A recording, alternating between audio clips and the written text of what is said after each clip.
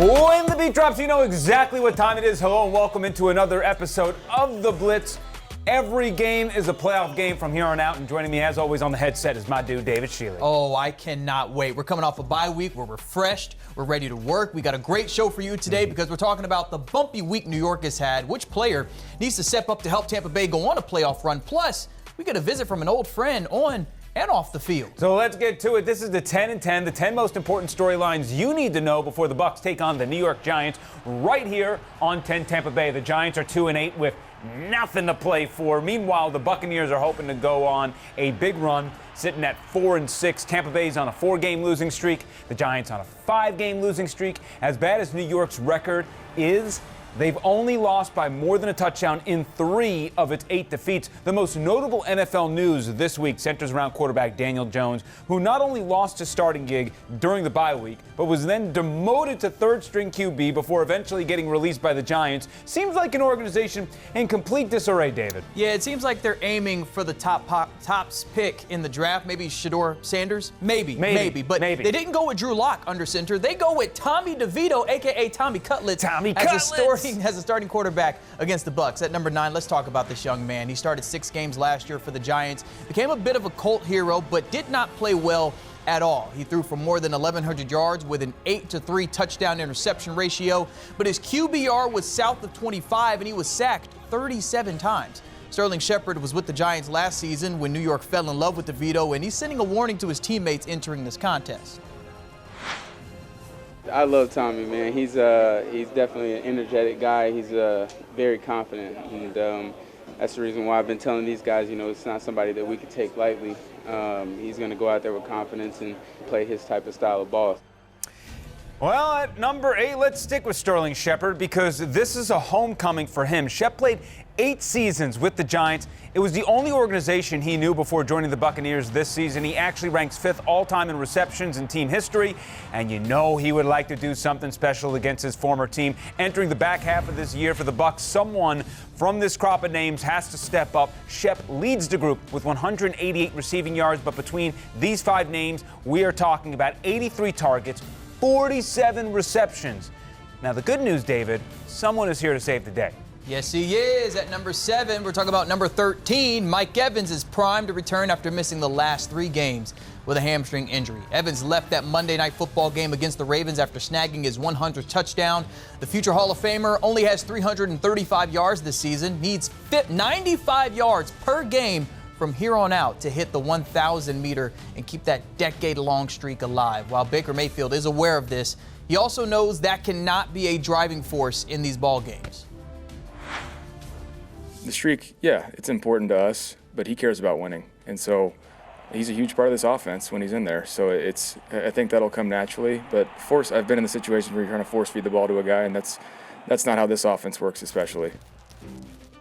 So after a bye week and some returns on the way, let's head to our sideline segment where Tampa Bay is still nursing some injuries moving forward. Tyke Smith got hurt 2 weeks ago in practice. He is still unable to go this weekend against the Giants. Zion McCollum and Tristan Wirfs have been touch and go all week after sustaining injuries in the Niners contest.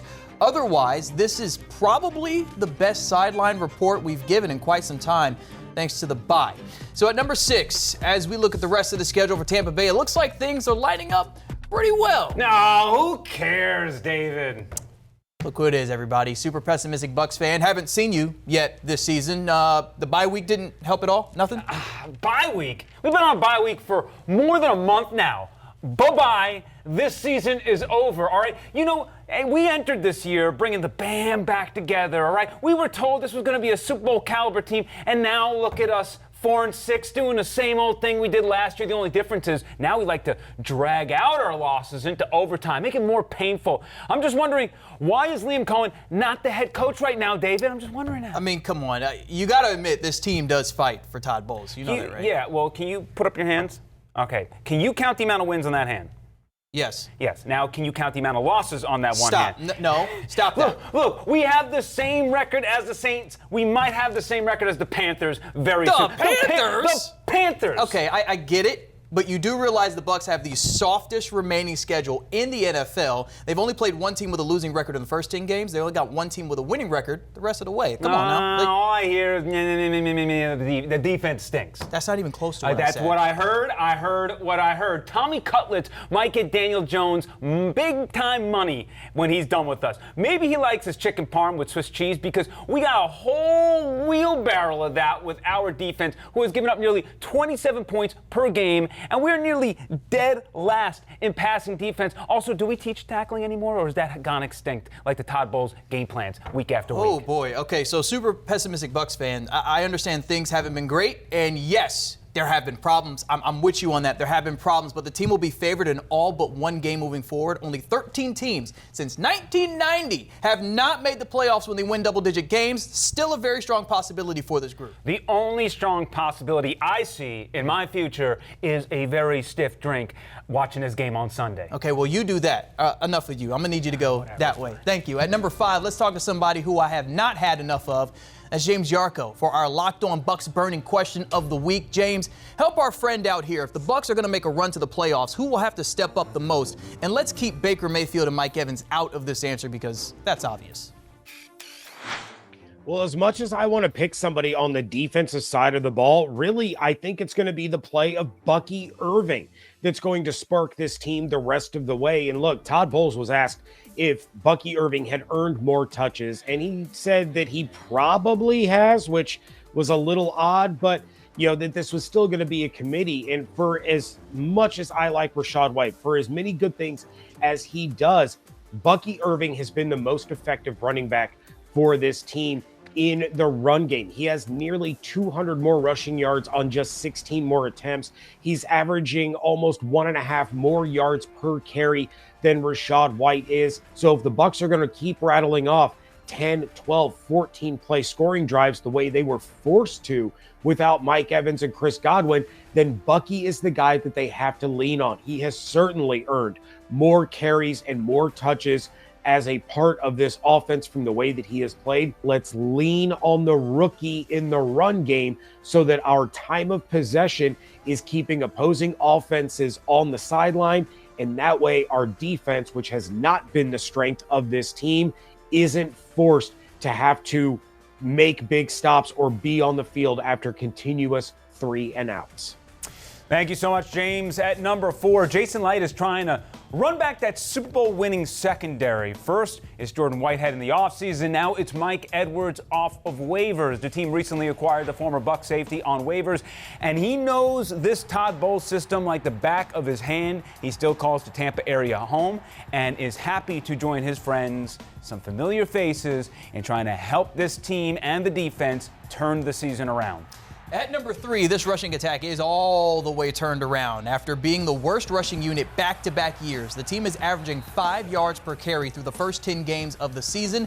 That is the most in franchise history. Also worth mentioning, this matchup against the Giants will feature the top 2 running backs in this year's rookie class. In terms of production, Tyrone Tracy has 545 rushing yards. He's in first. I gave him 10 extra. Bucky Irving, he's right there behind him, 492, although Bucky does have more all-purpose yards. At number 2, Bucky and company will not have a fun time with this Giants defensive line. New York is not a great team, but they do have an exceptional defensive front. They rank 2nd in sacks with 36. They also boast one of the best players in the trenches with Dexter Lawrence, who is 2nd in the NFL with 9 sacks himself. At number 1, it's an important day for Baker Mayfield as he will suit up for his 100th career NFL game. It's just his 97th start. He's got a record of 44-52. That does not include his 2-2 postseason record, but he does have a high school state championship on his resume this year. Just not his own, obviously. Space Coast High School in Cocoa went 1-8 last season to its first state championship. This year, Baker Mayfield, through his foundation with his wife, donated nearly $18,000 worth of equipment to the school, including helmets and shoulder pads. The mission for Mayfield's foundation is to create philanthropic opportunities to help others tackle life's challenges to be the best version of themselves. No better definition of that than this. Not just for the varsity, the JV, they didn't have enough equipment, so just being able to give back and then seeing that turnaround, and it's All we did was get some helmets. They did the rest. They turned it around. They believed in it, and that's what football is all about. It teaches you life lessons, how to handle adversity, how to deal with it and push forward. So, yeah, congrats to them. It's pretty special.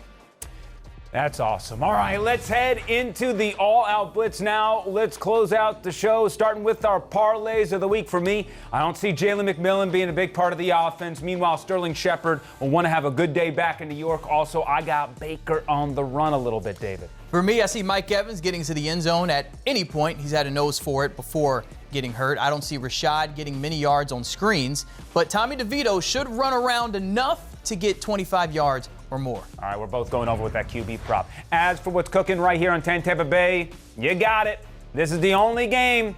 First CBS game of the year with the Bucs. A couple of more coming down the chute, but kickoff is at 1 o'clock right here on 10 Tampa Bay. Checking out our Blitz picks record. David almost gave me the Stone Cold Stunner with the Bucs against the Niners, but that didn't happen, so I am scratching and clawing my way against him to try and come back here. David, you're in first, so you go first. All right, so I'm taking the Bucs. Big picture-wise, there's a light at the end of the tunnel. I know the Bucs see it, and in order to reach it, they have to win games like these, and I think they will. Give me 24-10 Tampa Bay. Yeah, as for me, I don't know if this will be the prettiest game in the world. I think we might get a little snoozer to start, but eventually the Bucs will get it going, and they will win this contest 27-17. They better win this contest. They better win this game. Right? That's it for here at the Blitz. Remember, kickoff is at 1 o'clock on 10 Tampa Bay. That is David Schiele. I'm Evan Closky. This is the Blitz. We will be back same time or same place next weekend.